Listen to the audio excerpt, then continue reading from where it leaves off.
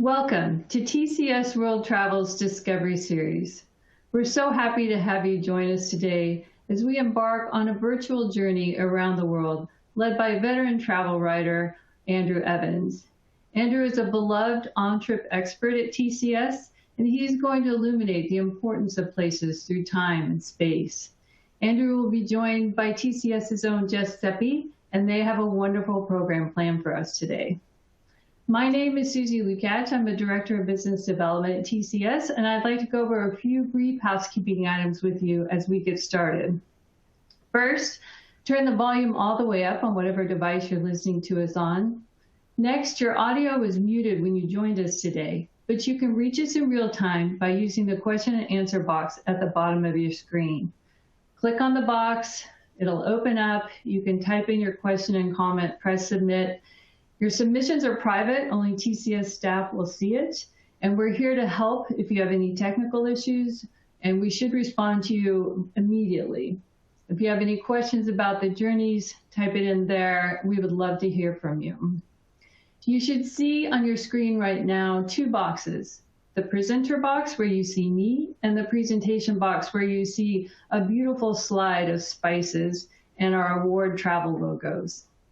These two boxes are movable, resizable, so you can customize them to fit your particular screen. You can put your cursor in the ribbon at the top of either box. You'll get a four-way arrow. You can move it around to fit your screen. You can enlarge it. You can minimize it. So take a minute and make sure that those two boxes are working for you, because that's where you'll see our presentation today. To the right of the Q&A box at the bottom of your screen is a blue paperclip, and inside that box is a list of resources that you can download during the broadcast today. There's a lot of travel information in there, so please take your time and browse and download what you'd like. To the right of that box is the speaker bio box, where you can learn a bit more about Andrew and his books that he's authored and his TV show and a few other things. And to the right of that is a survey. The survey will pop up automatically at the end of the broadcast. It's 3 brief questions. But these questions really do help inform us as we plan our journeys going forward, as we plan our 2023 and 2024 journeys. It will really help us if you answer this very brief survey. So we thank you in advance. And similarly, we're going to send out 2 polling questions today during the broadcast. They're very short, less than 30 seconds, but they too will help inform us. We're going to put the first one out to you now. Have you ever traveled with TCS or one of our partners? Simply click yes or no, press submit. Great. I see the answers coming in, so thank you so much. And we're going to have another quick question like that toward the end of the broadcast. So again, those 2 really do help us as we plan our journeys. All right, that's it for housekeeping. Without further ado, it's my sincere pleasure to introduce you to my colleague, Jess Seppi. Jess is the enrichment manager at TCS, and she's responsible for the rich educational cultural content that one experiences on every TCS journey or with one of our partners. If you've ever traveled with us or one of our partners, you've benefited from her amazing contributions. So again, it's my sincere pleasure to say over to you, Jess. Thank you so much, Susie. As Susie mentioned, I manage the enrichment side of our programming, and one aspect of that is working with phenomenal experts to curate relevant and engaging content, which is delivered through a variety of avenues on our trips, and now through these webinars. For today's webinar, I've brought in one of these exceptional experts to discuss the concept of finding home by leaving home. To lead us through this journey, we are joined today by Andrew Evans. Andrew is an author, speaker, and TV host, a renowned travel writer who's contributed to National Geographic Traveler, BBC Travel, Outside, and more.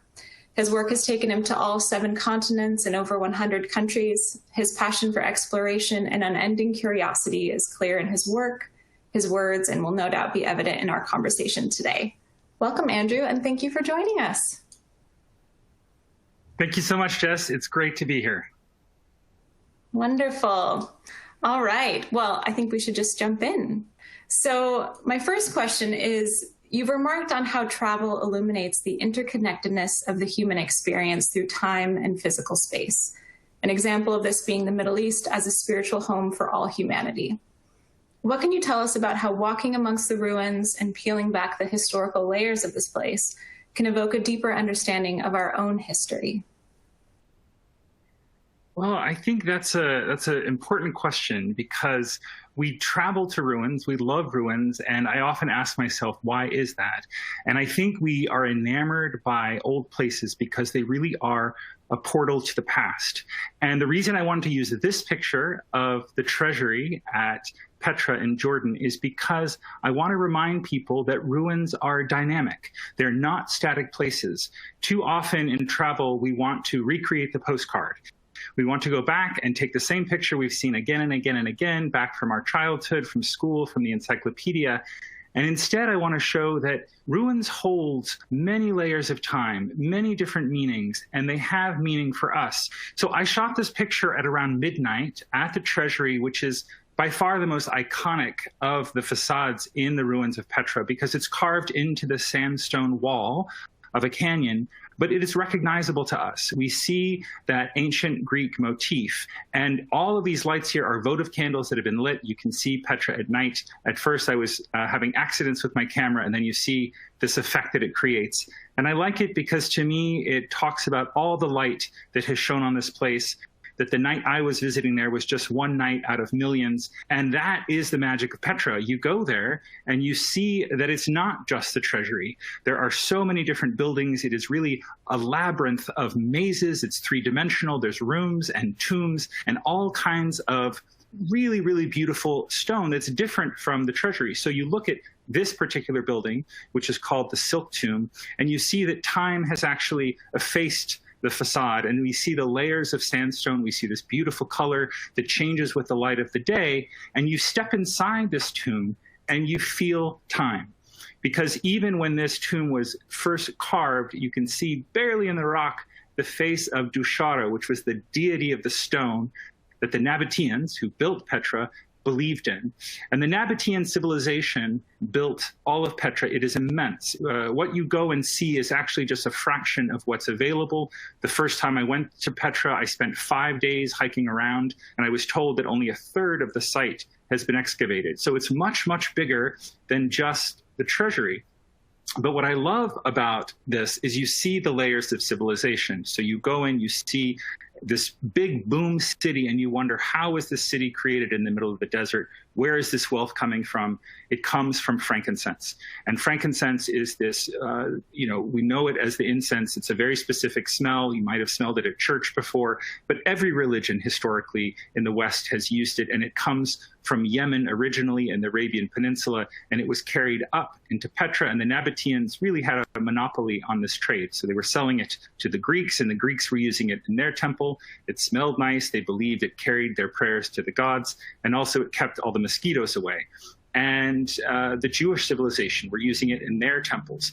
And you had Jewish traders that came down to Petra. And then later you had the Byzantine Empire that they also burn incense. It's a sacred fragrance for them. And they actually built a church inside this building. And you can see the mosaic tiles down below. And then finally, the Islam civilizations arrived. And they also use this frankincense. And it still smells like frankincense on the inside. So all of a sudden you're connecting the dots between all these different civilizations, and you're literally walking on top of time. I walked to Petra, I've hiked there many times, and on the trail into Petra, I remember feeling these stones crunching under my feet. And when I picked up these stones, they were not stones, they were pieces of pottery. This is Greco-Roman pottery from 2,000 years ago. And to pick it up and to see the thumbprint on the inside of the clay, a human hand made this pot, to see the painting and the dyes, and to know that a family drank from this vessel or ate from it over 2,000 years ago is remarkable. The antiquities are all around. Now, for me as an American, 2,000 years is very old. But Jordan is even older. When I wrote my story for National Geographic, I opened with the sentence, Jordan has been old for 50 centuries. And it's staggering because that is how long humans have been working on that landscape. So I always like to look at my feet and pick up things that look interesting. You have to be curious to be a good traveler. And these are some of the stones I picked up on that same trail. And these are flint tools from the Stone Age. And I consulted with an archaeologist who told me that these tools are probably from about 10,000 years ago. And they were used to scrape leather, to hunt. And it's remarkable to touch them, to see that humans have actually held these so long ago. They were concerned with the same things I'm concerned with today, staying alive, feeding the family. And you look at them and you realize that this is technology. And what the archaeologist told me is that what's fascinating about Stone Age technology is with each generation, they forgot the technology of the past and forgot how to use it. So in the modern context, how many of you can use an iPhone 3 today? Or a phone. I still have a landline. I'm really old school. But now I have an iPhone 12. And with each generation, we forget the technology of the past. So as the Stone Age proceeds into the Bronze Age, which is about 3000 BC, we forget how to make these same tools. When we talk about the Bronze Age, it really brings us to the time of the Bible, the beginning of the Old Testament, and Abraham and Moses. And this is the landscape of Jordan. You feel like you're walking through the Old Testament. This picture I took on the King's Highway, and it is now part of the Jordan Trail. I did a story, you can read it online, where I hiked the Jordan Trail, which is a new trail, but it connects very ancient trails from Syria to Saudi Arabia. So this is about halfway through, and you can see the actual physical landscape, how it just drops down. It is a great cleft in the earth that drops down to the Dead Sea. And the Dead Sea is the lowest dry point on earth, 1,400 feet below sea level. And every day I was hiking down and then hiking back up, sometimes a mile of vertical every day, up and down. But you hike along this, and this is the ancient trail that connects the three Old Testament kingdoms of Ammon, Edom, and Moab. You know these from the Bible, and all the world's great monotheistic religions have passed through here. Moses led the children of Israel out of Egypt, so out of Africa, into Jordan and up this valley. And Moses died on Mount Nebo, which is on the Jordan Trail. I've stood there overlooking, and you, just like Moses, look into the Holy Land. This was the promised land for the children of Israel, and he saw this before he died. And so it is a Jewish landscape. It is part of that great tradition and religion. And at the same time, it is a Christian landscape, because Jesus also walked on this path. He taught here. He went out in the desert, contemplated, taught his followers. He often wanted to escape from civilization, and going out into the desert of Jordan is a great way to do that. And it, in some ways, Jordan is people argue about this, but the baptism site is there in Jordan, and Christianity is also related to this landscape in Jordan. And finally, Islam, because the Prophet Muhammad, when he was a teenager, traveled with his uncle, who was a spice and incense merchant, up this same road. They very likely passed through Petra. They came up from the Arabian Peninsula, and he was in Jordan as a youth and taught here. And this is also where Islam was founded. So you have the world's three great monotheistic religions, but you also have something that's even older and deeper, and that is our own genetic landscape, because most of us passed through here. Our genes passed through here, because as humans left Africa 40,000 years ago, the great Rift Valley of Africa, we traveled up and we came into this Rift Valley of Jordan, which is just a continuation of it. So to walk this same trail is remarkable, to be connected to all of these stories, all of these religions, all of these people, and to know that my own mitochondrial DNA passed through this trail 40,000 years ago is just marvelous. Now, this is day 30 of that hike I took. It was a 450-mile hike. So this is day 30 of a 40-day hike. I was very sweaty. I was very smelly. You needed frankincense to be around me. But why do we do this? We've all had days on trips that feel like hell. We're like, we're done. I want to go home. But we do it for a reason. And there's a reason why. And that is because despite the work of travel, there is a payoff. So I just want to break away, if you'll indulge me, because I'm a writer, I love words, and go through the etymology of travel. When we talk about travel, what do we actually mean? The English word travel comes from the French travail, which means work or labor, travailler, the verb, to work or labor, which comes from the Latin trepagliare, which is a verb that comes from the noun in Latin trepalium. Now, a tropalium, anyone speaks Romance languages, 3 sticks. You got that. Just like in Spanish, tres palos, you have 3 sticks that are tied together, and then they would take a person and attach them to this, and then they would whip them, beat them, cut them, or burn them at the stake. Travel is a form of torture. That is what our language tells us. This is where we get the word. Originally, to travel, to step outside of yourself and to go somewhere else, to step from the known into the unknown, was a unique form of torture, labor, and that is where we get the word. Now we think of it as a romantic notion and something fun and enjoyable. But I want you to look at where the Nabateans of Petra used to travel, where these Arab incense caravans that passed through the deserts traveled. As a traveler, I love the iconic destinations. I love the ruins, but I also love the in-between places. I love the vast red expanse of Wadi Rum. This is the edge of Wadi Rum going into what's known as the empty quarter, and it feels like that. And it took me 8 days to hike across it. And what's remarkable about it is how hot it is. This is in the month of May. I took this picture about 8 a.m., and it was 107 degrees Fahrenheit. So just boiling, which means at this time the day is done. You really are doing your travel at night, because this is when the desert cools off. And to me, Wadi Rum at night is a spectacle that cannot be missed. It is my standard for dark skies, because you go there and you see every star. It's bright enough to walk in the middle of the night. For the photographers out there, this is a 48-minute exposure out in the desert. And for me, this is really where travel becomes mystical, because you get outside of yourself, you get outside of your body, and you realize that people for millennia have had the same experience. And it's too rare for us nowadays to be in a place that's totally dark and to connect with those stars. And these people inspire me. They live in the desert, that wander in the desert, and the morning comes and you may be a complete stranger, but they have this full heart of hospitality. And what do they offer you? A cup of tea. A lot of tea. Now, Arab tea in the desert, they drink this instead of water. They say it's better for quenching your thirst. You know, it's in small glasses. It's brewed very strong. It's dark and brown, and it's very sweet. They add loads of sugar. The more hospitable they are, the more sugar they add. And out in the desert, you can't say no. And I was drinking 20 to 25 cups of this a day. I was totally jacked up on Bedouin tea, but it's part of the culture. It's part of the flavor of the desert. But then you must ask, here I am, we have frankincense here, we have all these things that are native, but tea is not one of them. And here, the people who live here are drinking tea. And where does that come from? Well, it comes from India. Well, first off, I love the language that you're using. The magic of the night sky, the aromas of the frankincense, the saccharine taste of the tea.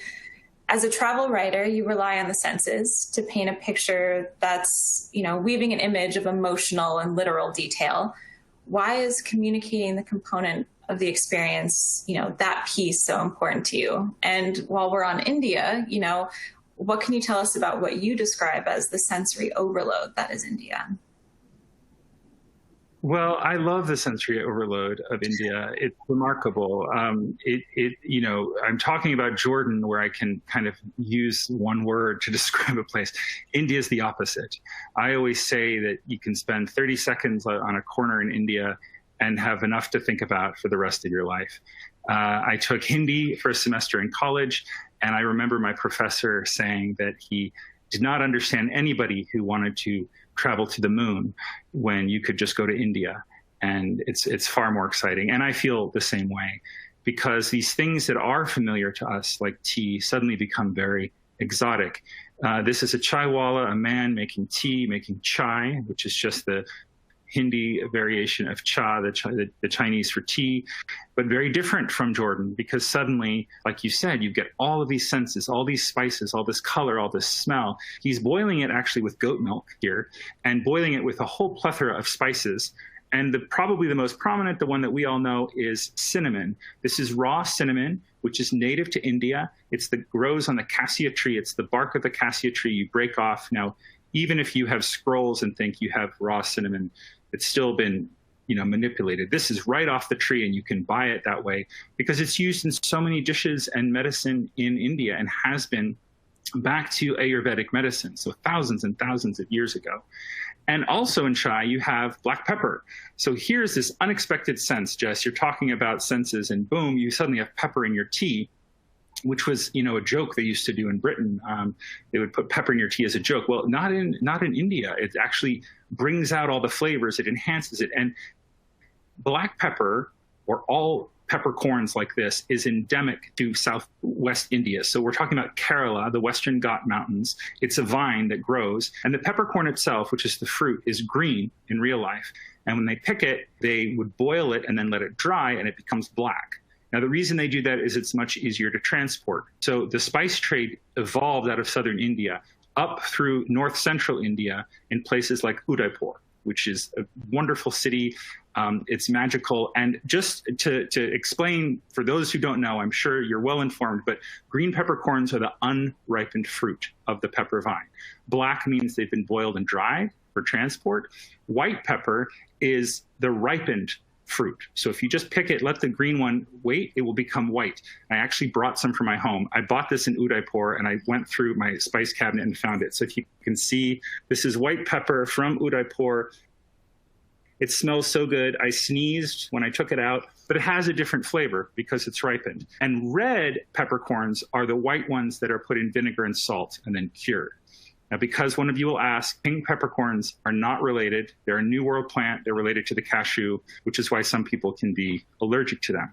But this is what I mean, Jess, about India, is everything is just in your face. Everything has so much flavor and color. I love the colors in India. I just feel like I have new eyes, and everything is so vivid because everything is so bright. And they sell these color dyes. And when we think about the dimension of time, we have to realize that today, with our phones and graphics, we have access to infinite numbers of color combinations. But historically, we only had access to the colors that we had dyes for. And India has also been a producer of color, and that has influenced the whole world. Now, this red, this crimson dye, is probably my favorite color in India because it has so much sacred connotation. To begin, in the Vedic tradition in Hinduism, this is the dye they use to dab in the middle of the head for the tika mark, the third eye. They use it to dye their hands. They use it to dye their clothing. And your lipstick, as you're showing us right now, you've got beautiful red Indian lipstick. It is the color of India. And for me, it's very personal. And this is really what I want to talk to all of you about today. I appreciate you coming and listening because you're fellow travelers. And I feel connected to people who share the same passion. I always say that travel is very personal. We all get very different things out of it. And for me, just a flash of color can bring back so much emotions. I'm walking down the streets of Udaipur. It's very warm, as it can be in that part of India in the spring. And you see these women with their saris. And my grandparents were diplomats in India back in the 50s, and they spent a lot of time in Rajasthan. And my grandmother brought back all this clothing that she used to wear there, and she gave it to us to play dress up. And we had one of these magenta sashes. And I remember touching it and feeling the fabric and the color and smelling it. It still smelled like India. So long before I ever visited India, I had this sense of this exotic, strange thing. And then the first time I saw it, and when you go to Rajasthan, everybody's wearing the same veil. Everyone's wearing this color. It just brought back all of this nostalgia and emotion. And this is part of what compels us to travel. It's the exotic that is familiar to us emotionally. And I recommend Udaipur for this reason, because historically it has played such an important role in this trade of cloth and dyes and textiles and spices. And it really has made the city wealthy historically. Rajasthan means land of kings, and Udaipur is one of the main cities in Rajasthan. You can see how colorful it is. And you can also see this palace, the city palace. Now, the whole city is full of palaces because it's a very wealthy place. And you have to ask yourself, why is it so wealthy? And where did these things come from? Now, a lot of us want to kind of look at a palace and say, what style is that? You can't do that in India. Everything is too dynamic. This city palace, it took them over 400 years to build to it. And then you come to the lakes. And Udaipur is built on 7 lakes. So the illusion of it are these massive stone palaces floating on these mirrors of water. And if you don't know what if there's anyone here that's old enough, the 1983 James Bond Octopussy was filmed in Udaipur. This is where the palace is. But again, we're talking about ruins. We're talking about portals of time. So you have to ask yourself, where does all this money come from? Why was this place flourishing 400, 500 years ago? And again, the answer is trade. It's spices. The spices that pass through here. Me, other than the fact that I like all these spices, because this city here, Udaipur, was part of the Mewar Kingdom, which was in Rajasthan. And if you think about this part, the geography of India and the ports that were there, Mumbai or Bombay, and then further down, Goa was a Portuguese port. So the Portuguese, epic travelers, had come to India, had found this new trade route, were buying spices in Udaipur, huge amounts of European wealth pouring into this city, making these rajas, these kings, very wealthy. They're building these palaces. Why is that relevant to me? Because who was their number one competitor at the time? Who also was trying to steal the spice and tea trade from India? The British were, with the British East India Company out of Calcutta, who were then trying to create a monopoly in the world and beat the Portuguese. And as you fast forward a century, where does that bring us to? It brings us to Great Britain trying to establish a monopoly on tea and spices in their empire and imposing new taxes. And in Boston, on the other side of the world, they took the tea and they threw it into the harbor, and that was the Boston Tea Party. Palaces of Udaipur are the other side of that equation. And this is what I love about travel, connecting events that influence me as an American with events that were happening on the other side of the world 500 years ago. So you think about what happened at the Boston Tea Party, you think about the principles and what they stood for, and independence and pluralism and tolerance. And these are all values that you see in India because it is such a there's the polytheistic religion of Hinduism with its 33 million gods. And this is one of them.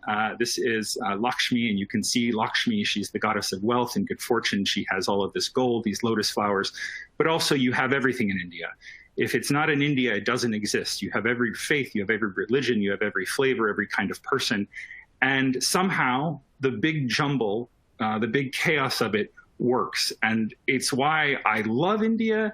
And also it's why I often have to kind of go back, retreat to my hotel room, calm down, close my eyes a little just to process, because there is so much there. And it's influenced all of us.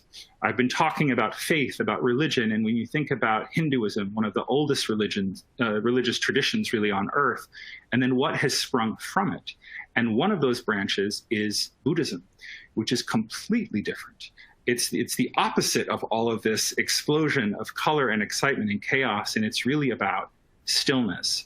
And when you travel to a Buddhist country, it feels very different. Well, and I love that you're connecting us to other places, to other times, to other ideas. And we've discussed the trading and sharing of spices, of, materials, and even of ideas and religion, and specifically religion within the context of culture. But for places like Bhutan, how does Buddhism work as a form of government in the 21st century? That's a great question, because Buddhism has spread all over the world, and I think we've incorporated it even into the Western mindset in a lot of things. We've seen the value in that. But Bhutan is a Himalayan kingdom, according to my knowledge, is the only Buddhist government in the world that is independent. And so you go up there and you see that they have a king still. It is a monarchy, even though it's a constitutional monarchy. But that king has the greatest title of all. His official title in the country is the Dragon King. And his purview is to protect the country politically, protect the government. But more importantly, it's to protect the faith. It's to protect the Buddhism of that country, which is quite unique. So how does that work in a 21st century mindset? In a lot of ways, I feel that Bhutan, which has only been open for, 21 years, it opened up in 1999 to the outside world. Before that, it was completely closed. People often referred to it as medieval, which I think was a bit pejorative. It was just very separate from the rest of us. So when we in the West talk about development, we talk about less developed or undeveloped countries and then reaching this development. And I feel like in Bhutan, they've really leapfrogged to the future. They've passed over a lot of the mistakes that the countries around them have made, and they've said, what do we want in our country? What do we want to keep? What do we want to preserve? And what do we want to adopt? And so part of that is the Buddhist tradition. So you have things like the education system, which is incredibly progressive. All children go to school. It has one of the highest literacy rates and gender equality, and all education is in English. The king made that decision that he wanted all of his subjects to be able to speak English and communicate with the outside world. At the same time, you see the clothes that these girls are wearing. This is what they wear to school. These are not costumes. It's not a special day. This is the national dress. And in Bhutan, it is the law to continue to wear the national dress. And this dress has remained relatively unchanged for 300 years. But even more important is the ethos of the government, because there is still a Buddhist hierarchy structure. Most people in Bhutan at some point will be a monk or a nun. They will go into long meditation practice. They will work in the temples, the dzong. And from this, the king said, rather than follow these Western models of development, we are going to create our own metric. And that led to the creation of the Gross National Happiness Index. So he said, I want to judge my country not on its income level, but by the happiness of my people. And you can look this up online. There was a survey that was done. There were 2 surveys, in fact, that he did with his own subjects. And from this, designed his own metrics and goals on how can I make the people in my country happier. And even though some people can mock this or think it's just a lighthearted thing, when you visit Bhutan, you feel it. You feel it everywhere. There is a lack of stress and worry. And it is something that once you've experienced, you realize, I need more of this in my life, and I need less stress.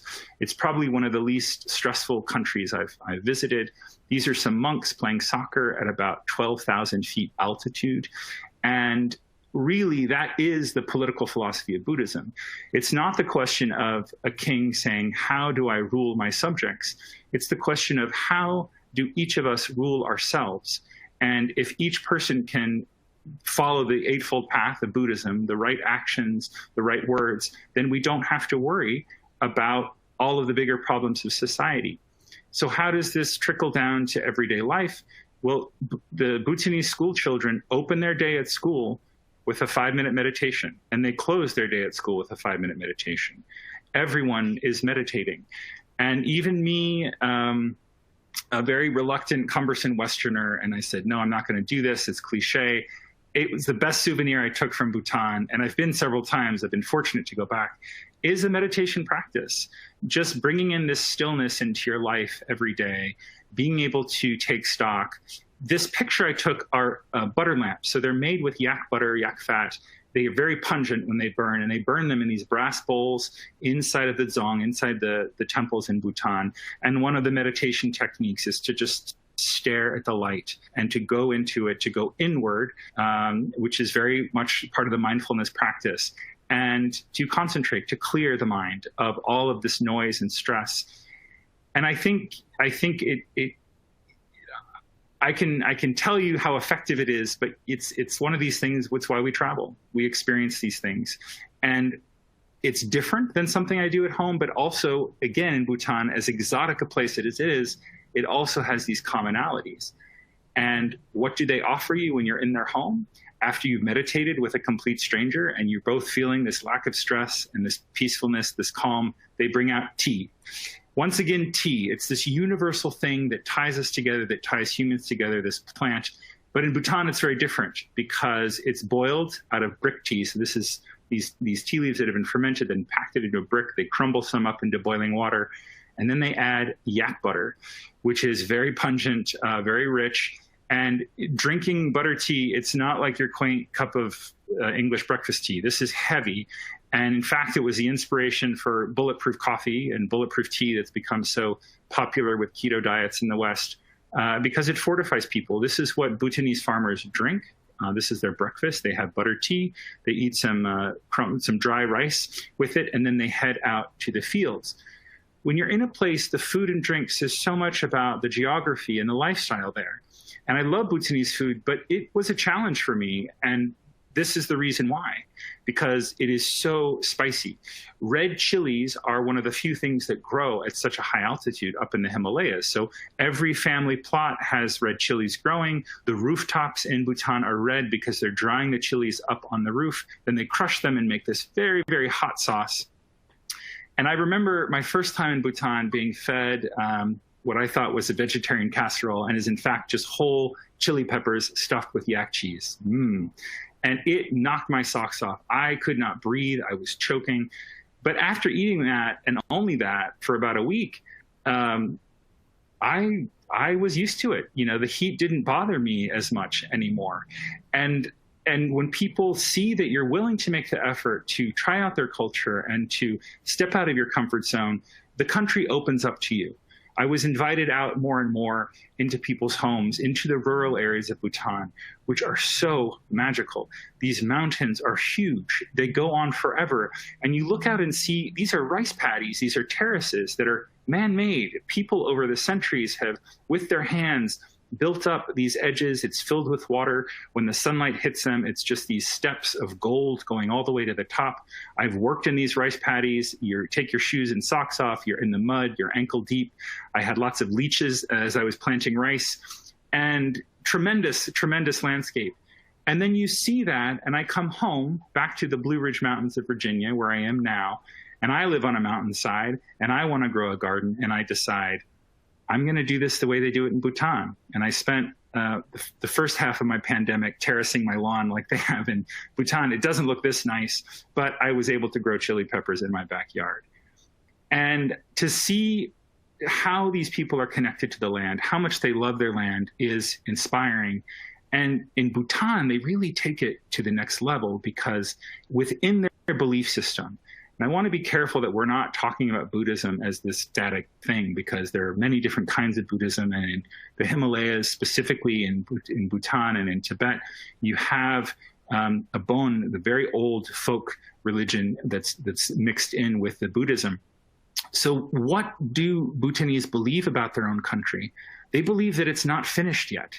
They believe that you can't actually draw a map of Bhutan because it hasn't all yet been revealed. And as the Bhutanese people become more mindful, as they progress and as they get closer to enlightenment and they're better and better people, more of the country will be opened up to them. And when you sit there in the morning, like I am on this riverbank in southern Bhutan, looking at the mountains, and you see the mist coming in and out, you have whole mountains that just vanish, and suddenly whole valleys that open up under a sunbeam. You begin to understand why they feel this way, because the country is forever changing by the hour, and they feel like at some point they may turn the corner one day, and where there was a mountain, there's going to be a new pass into a new valley that will be open up to them. It's a beautiful thought. I love it. And you can experience that when you visit the Tiger's Nest Monastery, which is another one of these iconic locations that gets put on postcards that is much better in real life. When you go there, once upon a time back in the 10th century, there were monks just meditating up in these caves. But over time, they continued to build little chapels and temples. And then this particular version was built in the 18th century.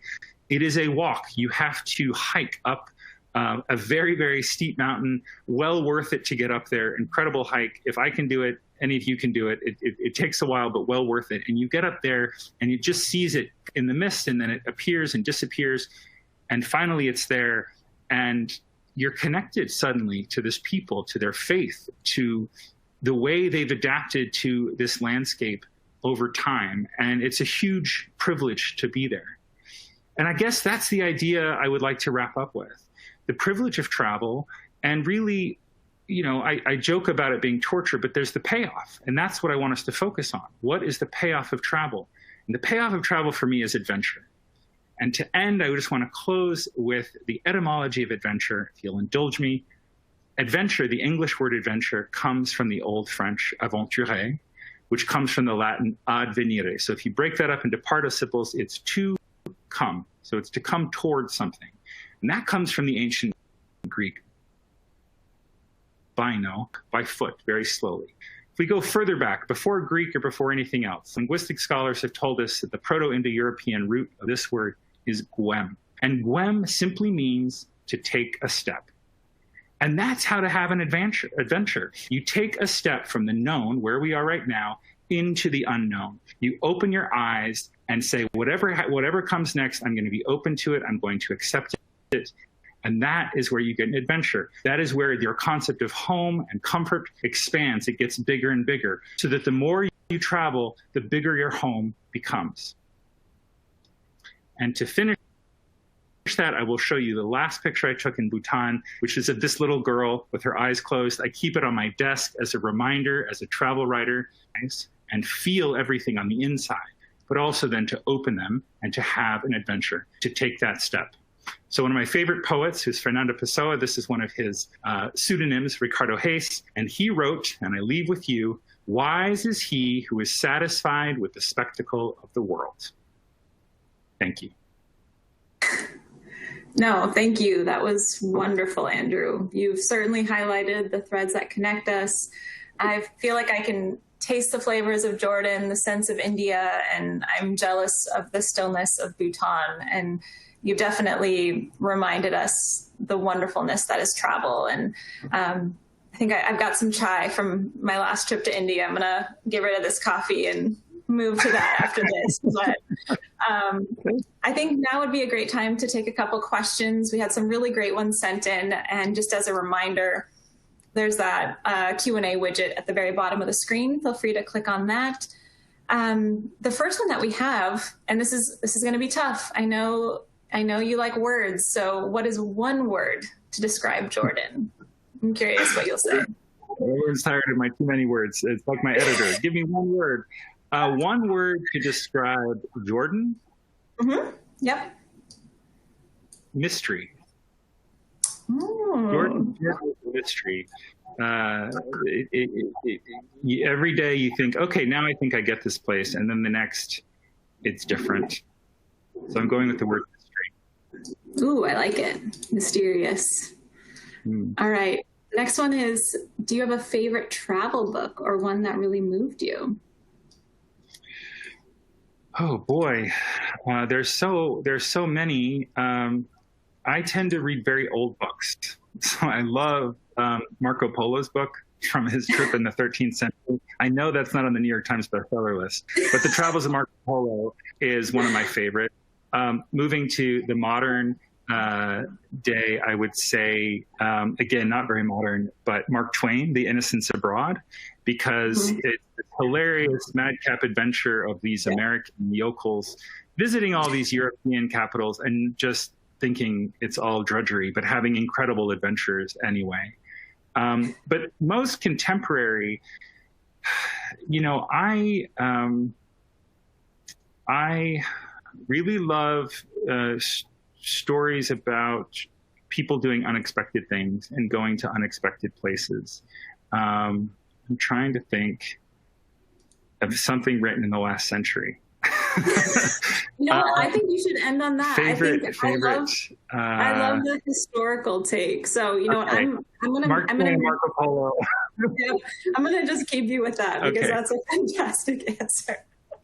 And actually, we're getting really close to the end here. So I want to thank you again, Andrew. This was wonderful and just beautiful. Thank you for sharing your images and your stories and your thoughts with us. And really just as a reminder to those on the webinar today, this is, Andrew will be on the President's Journey trip in 2021. And these are some of the destinations on that. So you can hear more from him and, just further the conversation. So I just want to thank you again, Andrew. It's always a pleasure. Thank you, Jess. Thank you so much. All right. Well, I will pass it off to Susie to wrap it up for us. Thank you so much, everyone. Oh, my goodness. Jess and Andrew, thank you so much for leading us on such a fascinating experience through time and space. You've really brought to life why so many of us love to travel, to connect the dots to our past, to our present, and how it impacts our future. So thank you so much. And thank you so much to all of you who have joined us today. We really appreciate you being with us. We appreciate your interest in learning more about these iconic places. And as Jess said, Andrew will be the on-trip expert on the President's Journey in February 2022 is that departure. So please, we would love to have you join us. Thank you again for being with us. And most importantly, we want all of you to stay safe and be well. And we look forward to you joining us again. March 17th, the invitations will be coming to you in your inbox. Thank you again so much. Take good care.